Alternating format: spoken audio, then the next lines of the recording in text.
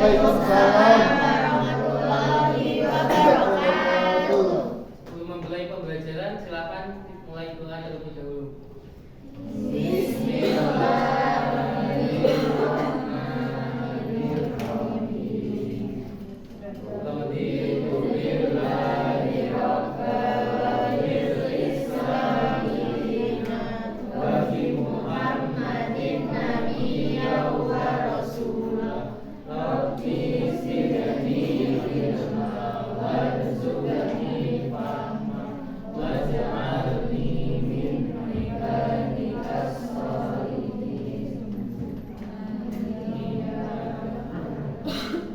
Selamat siang anak-anak. Siang. Bagaimana kabar kalian hari ini? Alhamdulillah.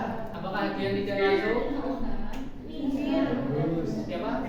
Isna tidak masuk. Kemana Isna, Bang? Oh, sakit. Sakit apa? Oh, iya. Nanti dijemur ya. Oh, sakit mata. Ini Bapak lihat-lihat kelasnya bersih sekali. Siapa yang piket hari ini? Saya. Oh, semuanya piket. Eka. Ya, nanti dicontoh Mas Eka ya, biar kelasnya tetap bersih. Sebelum memulai pembelajaran, ada yang masih ingat pengertian puisi dari pertemuan minggu lalu? Mas Indra, silakan. Puisi adalah karya sastra yang mengungkapkan pikiran, perasaan, pengalaman atau imajinasi penyair melalui bahasa yang indah, padat dan memiliki makna yang mendalam. Dalam puisi, penulis menggunakan pilihan kata, diksi, majas, irama, dan rima untuk menciptakan keindahan serta menyampaikan pesan kepada pembaca. Baik, terima kasih Mas Indra. Selain itu, ada dua unsur pembangun dari puisi, yaitu unsur intrinsik dan unsur ekstrinsik. Untuk pertemuan pada kali ini, kita akan berfokus pada unsur intrinsik puisi. Nah, apa sih unsur intrinsik puisi itu? Unsur intrinsik puisi adalah unsur pembangun dari puisi yang membuat puisi memiliki makna, keindahan, dan kekuatan ekspresi. Unsur-unsur ini membentuk struktur dan makna puisi. Nah, apa saja unsur intrinsik puisi itu?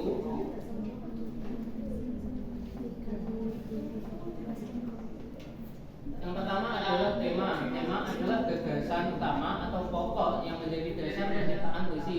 Tema dapat berupa cinta, kesedihan, alam, kemanusiaan, religius, sosial, dan sebagainya. Tema menjadi pusat pengembangan semua unsur lain. Yang kedua adalah suasana. Suasana adalah perasaan yang diciptakan oleh penyair dan dirasakan oleh pembaca saat membaca puisi. Suasana bisa haru, tenang, murung, bahagia, gelisah, atau romantis. Suasana juga muncul melalui pilihan kata dan citraan penyair. Yang ketiga ada rasa, sikap atau perasaan penyair terhadap objek yang ditulis. Rasa mencerminkan emosi pribadi penyair. Misalnya kagum, kecewa, rindu, atau marah. Rasa sering tercermin juga dari pemilihan kata yang emosional. Yang selanjutnya saya minta tolong kepada Mbak Rosiana untuk membacakan.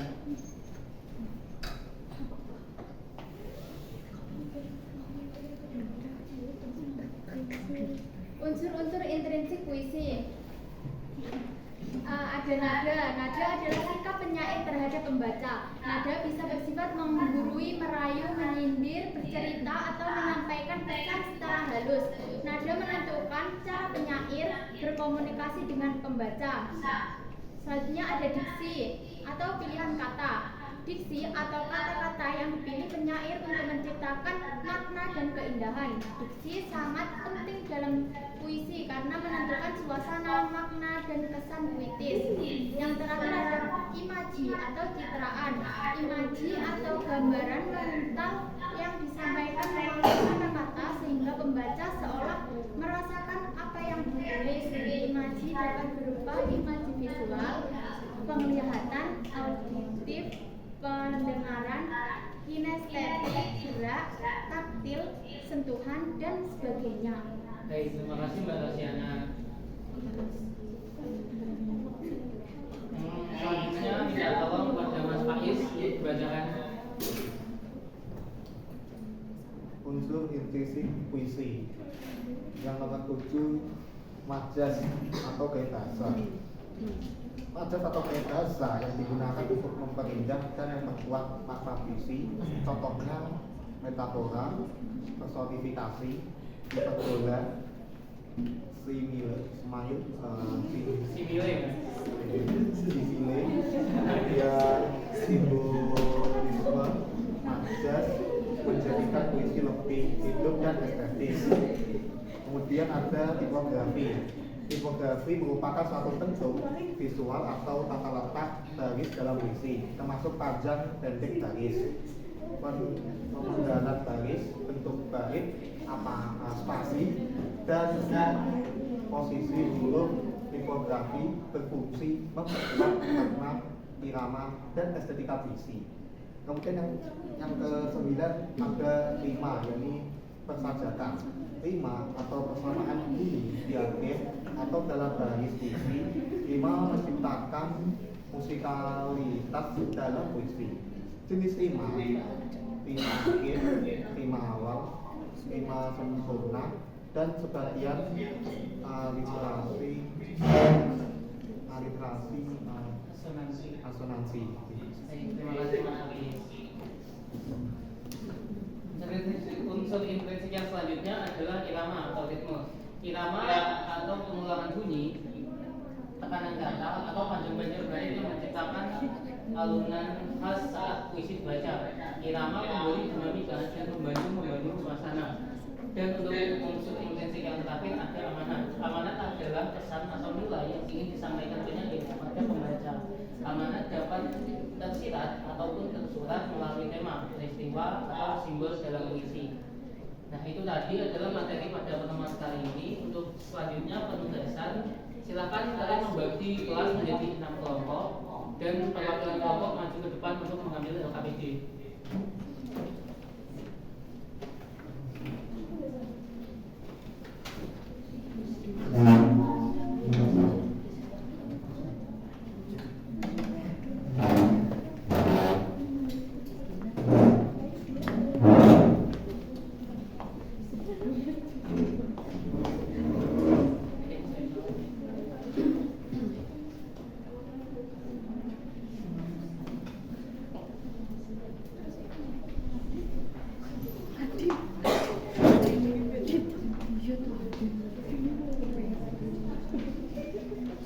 Silakan kalian mengambil satu kertas di sini.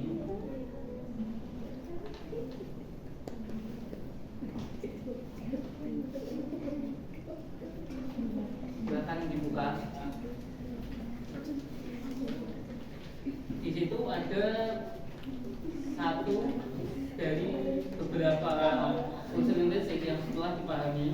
Silakan kalian tulis apa yang ada di kertas. Contohnya Mas Eka mendapatkan imaji. Nah, nanti untuk kelompoknya Mas Eka menulis apa saja imaji yang ada di unsur puisi yang akan saya tampilkan setelah ini.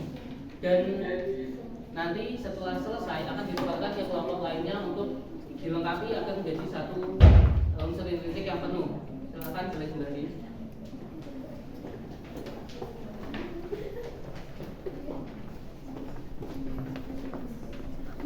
Puisinya adalah hujan dan saya ingin sebelum tugas dikerjakan, saya ingin minta tolong kepada satu siswa untuk membacakan puisi ini. Mungkin Mas Ali bisa tolong dibantu membaca Dari sini Pak. ya, dari sini saja tidak apa-apa. Hujan 9 Juni karya Sapardi Djoko Damono. Tak ada yang lebih tabah dari hujan bulan Juni. Dirahasiakannya rindunya kepada pohon berbunga itu. Tak ada yang lebih bijak dari hujan bulan Juni. Dihapusnya sejak kakinya yang ragu-ragu di jalan itu. Tak ada yang lebih arif dari hujan bulan Juni. Dibiarkannya yang tak terucapkan diserap akar pohon bunga itu. Terima kasih. Sepertinya Mas Ali ini sangat pandai berpuisi ya. Apakah sudah sering membaca puisi? Belum, baru kali ini Pak. Oh, baru kali ini. Tapi keren sekali ya. Baik, untuk setiap kelompok bisa mulai dikerjakan. Saya beri waktu 5 menit. Dan jika sudah selesai, silakan ditukar ke kelompok yang lainnya.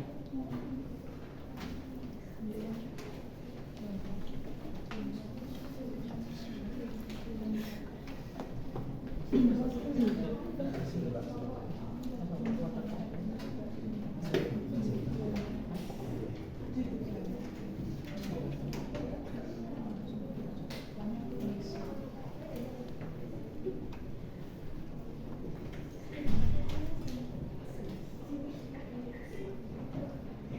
waktu telah habis. Karena hari ini tanggal 2 bulan 7, 7 kurang 2 sama dengan 5, maka silakan anggota kelompok 5 maju untuk membacakan hasil yang telah didapatkan.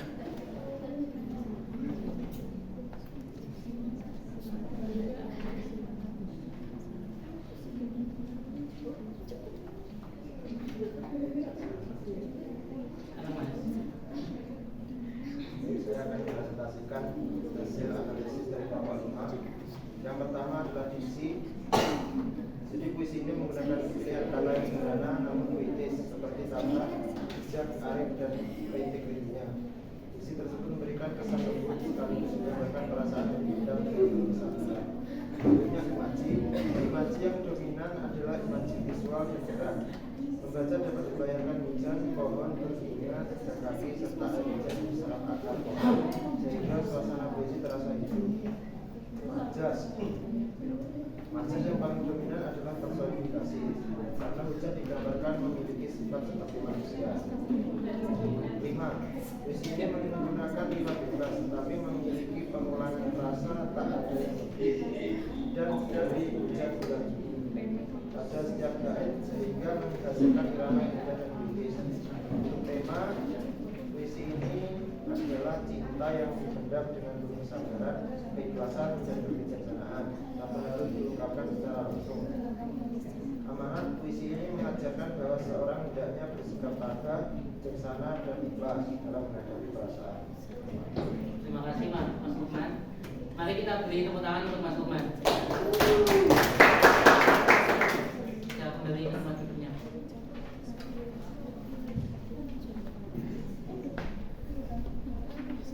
Baik, itu tadi adalah pertemuan kita pada hari ini. Karena waktu pembelajaran juga sudah hampir selesai, saya ingin meminta satu siswa untuk menarik kesimpulan dari materi yang telah dijelaskan. Siapa yang ingin membacakan kesimpulan? Saya, Pak. Iya, Mbak Mega, silakan. Jadi kesimpulannya, unsur intrinsik puisi merupakan unsur-unsur pembangun dari dalam puisi yang menentukan makna, keindahan, dan kekuatan ekspresinya. Unsur-unsur tersebut meliputi tema, suasana, rasa, nada, diksi, imaji, majas, tipografi, rima, irama, dan amanat yang saling berkaitan dalam membentuk sebuah puisi yang utuh. Dengan memahami unsur-unsur intrinsik tersebut, pembaca tidak hanya mampu menikmati keindahan bahasa puisi, tetapi juga dapat menafsirkan makna besar serta perasaan yang ingin disampaikan penyair secara lebih mendalam. Baik, terima kasih atas kesimpulannya. Cukup sekian pertemuan kita pada hari ini. Bapak mohon maaf bila ada salah kata maupun perbuatan.